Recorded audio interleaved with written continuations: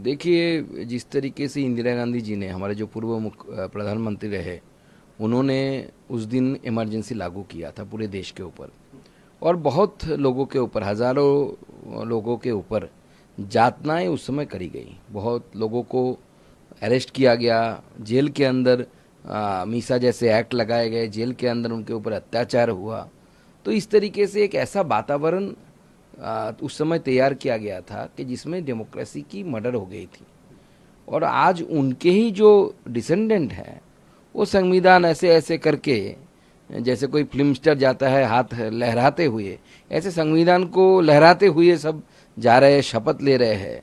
जबकि संविधान की हत्या उनके द्वारा हुई है और बार बार हुई है, एक बार नहीं बार बार हुई है। यहाँ तक के संविधान के जो मूल आत्मा है उसके साथ भी छेड़छाड़ हुआ है इनके द्वारा। तो मुझे लगता है कि जिन लोगों के ऊपर यातनाएं हुई थी, आज उनको सम्मान मिला। उनके आत्माओं को, आज बहुत लोग दिवंगत हो गए हैं, वो तो नहीं रहे जिनके ऊपर मीसा लगी थी, अत्याचार हुआ था। तो वो लोग के ऊपर एक सम्मान है कि इस दिवस को, इस दिन को संविधान हत्या दिवस के रूप से मनाया जाएगा। और आने वाली पीढ़ियाँ उनको याद रखेगी कि ऐसी संविधान की हत्या हुई थी और इन लोगों के हाथ में कभी सत्ता चली गई, निरंकुश क्षमता आ गई, तो ये फिर से ऐसे कर सकते हैं। देखिए, आदरणीय प्रधानमंत्री जी और हमारे आदरणीय गृह मंत्री जी दोनों इस पर ट्वीट कर चुके हैं और सारे नेता भी कर रहे हैं। और दोनों ने जो बात किया है, एकदम हमारी सरकार की मंशा स्पष्ट है। उन लोगों ने, जिन लोगों ने यातनाएं सही थी, बहुत सारे लोग जो यातना सहे थे, अपने बच्चे के नाम मीसा पे रख दिए, लेकिन आज वो उस तरफ है, भूल गए हैं। लोभ लालच में आ जाते हैं कभी कभी व्यक्ति, तो क्या करे। लेकिन आगे आने वाली पीढ़ी इसे जान पाएगी, क्योंकि नई पीढ़ी को पता नहीं है क्या हुआ था, हमने तो नहीं देखा था। तो जो नई पीढ़ी है वो इसके बारे में पढ़ेगी, जानेगी और समझेगी। और ये बात एकदम स्पष्ट है, आदरणीय प्रधानमंत्री ने जो बताया कि जो लोगों उस समय यातनाएं, मैं खुद ऐसे लोगों से मिला हूँ जो बंगाल में, जिन लोगों के ऊपर उस समय संघ का कार्यकर्ता होने के कारण जिनको जेल में भेजा गया था, कई परिवार खत्म हो गए, शादी यहाँ नहीं हुई। मतलब ऐसे ऐसे घटना घटे हैं जो मतलब आप बयान नहीं कर सकते, इन फ्रंट ऑफ कैमरा बोल नहीं सकते। जेल में इतनी यातनाएं दी गई थी। तो उनके ऊपर एक, उनके लिए एक श्रद्धांजलि है, मैं ऐसा मानता हूँ, प्रधानमंत्री जी ने जो बताया। देखिए, अब कोई व्यक्ति जिसको 543 में 99 मिल गया तो उसको आप मॉरल विक्टिम मान रही है, और दूसरे की हार मान रही, तो उसको बार बार बोलूँगी कि अभी आप एलओपी ही है, प्रधानमंत्री मोदी जी बने हुए हैं। तो प्रधानमंत्री बनना, और वो भी तीन तीन कॉन्जिक्यूटिव टर्म में, तो इसको अगर कोई डिफीट मानता है तो ऐसा डिफीट तो सबको मिलना चाहिए। कांग्रेस को भी ऐसा डिफीट मिल जाए, ऐसे ही मोरल डिफीट उनको मिल जाए तो उनके लिए अच्छा होगा। देखिए, जिस तरीके से इंदिरा गांधी जी ने, हमारे जो प्रधानमंत्री रहे, उन्होंने उस दिन इमरजेंसी लागू किया था पूरे देश के ऊपर। और बहुत लोगों के ऊपर, हज़ारों लोगों के ऊपर यातनाएं उस समय करी गई। बहुत लोगों को अरेस्ट किया गया, जेल के अंदर मीसा जैसे एक्ट लगाए गए, जेल के अंदर उनके ऊपर अत्याचार हुआ। तो इस तरीके से एक ऐसा वातावरण उस समय तैयार किया गया था कि जिसमें डेमोक्रेसी की मर्डर हो गई थी। और आज उनके ही जो डिसेंडेंट हैं, वो संविधान ऐसे ऐसे करके, जैसे कोई फिल्म स्टार जाता है हाथ लहराते हुए, ऐसे संविधान को लहराते हुए सब जा रहे हैं, शपथ ले रहे हैं।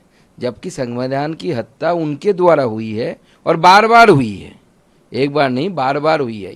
यहाँ तक के संविधान के जो मूल आत्मा है उसके साथ भी छेड़छाड़ हुआ है इनके द्वारा। तो मुझे लगता है कि जिन लोगों के ऊपर यातनाएं हुई थी, आज उनको सम्मान मिला। उनके आत्माओं को, आज बहुत लोग दिवंगत हो गए हैं, वो तो नहीं रहे जिनके ऊपर मीसा लगी थी, अत्याचार हुआ था। तो वो लोग के ऊपर एक सम्मान है कि इस दिवस को, इस दिन को संविधान हत्या दिवस के रूप से मनाया जाएगा।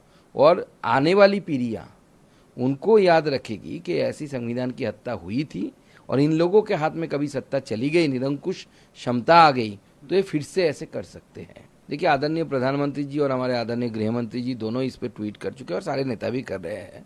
और दोनों ने जो बात किया है, एकदम हमारी सरकार की मंशा स्पष्ट है। उन लोगों ने, जिन लोगों ने यातनाएं सही थी, बहुत सारे लोग जो यातना सहे थे, अपने बच्चे के नाम मीसा पे रख दिए, लेकिन आज वो उस तरफ है, भूल गए हैं। लोभ लालच में आ जाते हैं कभी कभी व्यक्ति, तो क्या करे।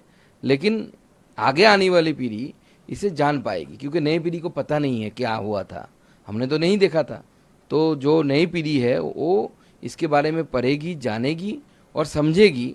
और ये बात एकदम स्पष्ट है, आदरणीय प्रधानमंत्री ने जो बताया कि जो लोगों उस समय जातनाएं, मैं खुद ऐसे लोगों से मिला हूँ जो बंगाल में जिन लोगों के ऊपर उस समय संघ का कार्यकर्ता होने के कारण जिनको जेल में भेजा गया था, कई परिवार खत्म हो गए, शादी ब्याह नहीं हुई, मतलब ऐसे ऐसे घटना घटे हैं जो मतलब आप बयान नहीं कर सकते, इन फ्रंट ऑफ कैमरा बोल नहीं सकते।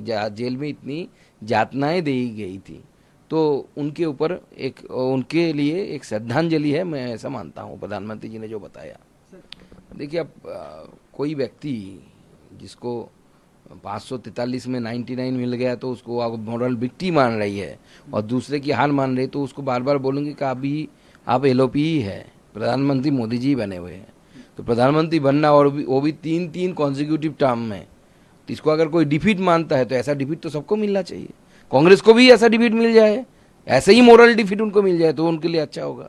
देखिए, जिस तरीके से इंदिरा गांधी जी ने, हमारे जो पूर्व प्रधानमंत्री रहे, उन्होंने उस दिन इमरजेंसी लागू किया था पूरे देश के ऊपर, और बहुत लोगों के ऊपर, हज़ारों लोगों के ऊपर यातनाएं उस समय करी गई। बहुत लोगों को अरेस्ट किया गया, जेल के अंदर मीसा जैसे एक्ट लगाए गए, जेल के अंदर उनके ऊपर अत्याचार हुआ।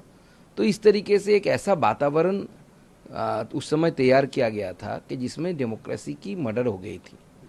और आज उनके ही जो डिसेंडेंट हैं वो संविधान ऐसे ऐसे करके, जैसे कोई फिल्म स्टार जाता है हाथ लहराते हुए, ऐसे संविधान को लहराते हुए सब जा रहे हैं, शपथ ले रहे हैं, जबकि संविधान की हत्या उनके द्वारा हुई है और बार बार हुई है, एक बार नहीं बार बार हुई है। यहाँ तक के संविधान के जो मूल आत्मा है उसके साथ भी छेड़छाड़ हुआ है इनके द्वारा। तो मुझे लगता है कि जिन लोगों के ऊपर यातनाएं हुई थी, आज उनको सम्मान मिला, उनके आत्माओं को, आज बहुत लोग दिवंगत हो गए हैं, वो तो नहीं रहे जिनके ऊपर मीसा लगी थी, अत्याचार हुआ था, तो वो लोग के ऊपर एक सम्मान है कि इस दिवस को, इस दिन को संविधान हत्या दिवस के रूप से मनाया जाएगा।